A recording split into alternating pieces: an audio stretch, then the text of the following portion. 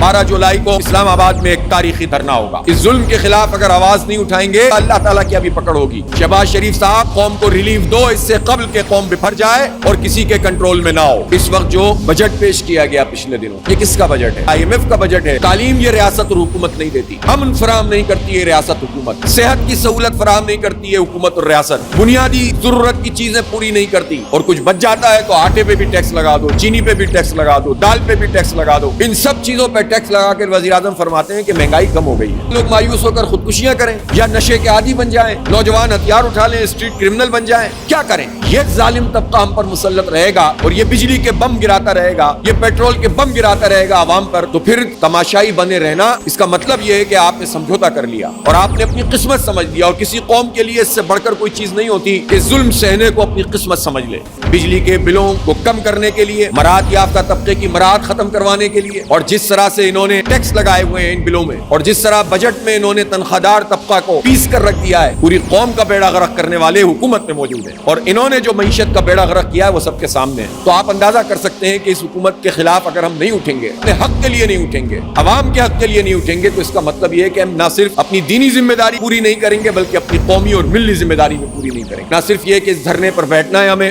अभी बैठने का हमने तय किया है, उठने का तय नहीं किया। उठने की बस एक ही शर्त है कि हुकूमत पीछे हटे। हमें अपनी जात के लिए कुछ नहीं चाहिए, हमें पाकिस्तान के अवाम का हक लेना है। इनके ऊपर जो टैक्सों की भरमार है उसको कम करवाना है। जमात इस्लामी एक पुरअमन जमात है, जमात इस्लामी एक जमहूरी जमात है, बल्कि अगर कहा जाए कि जमात इस्लामी ही एक जमहूरी जमात है पूरे मुल्क में। बाकी कौन है? ये फॉर्म 45 के बजाय फॉर्म 47 की पैदावार है, और ये लोग हम पर आकर मुसल्लत हैं। तो जमात इस्लामी जो जमहूरियत पर, जमहूरी रवैयों पर और पुरअमन जिद्दोजहद पर यकीन रखती है, हम इस पूरी कौम को अनारकी की तरफ नहीं धकेल सकते, अफरा तफरी की तरफ नहीं धकेल सकते। क्या ये हुकूमत ये चाहती है कि लोग निकले अपने अपने तौर पर और फिर इस तरह से अफरा तफरी पैदा हो जाए? कहाँ जाएंगे फिर ये लोग? ये समझते हैं कि हम निकल जाएंगे। जब एक हद से ज्यादा अनारकी फैलती है तो फिर एयरपोर्ट के रास्ते भी बंद हो जाते हैं। शहबाज शरीफ साहब, कौम को रिलीफ दो, इससे कबल के कौम बिफर जाए और किसी के कंट्रोल में ना हो।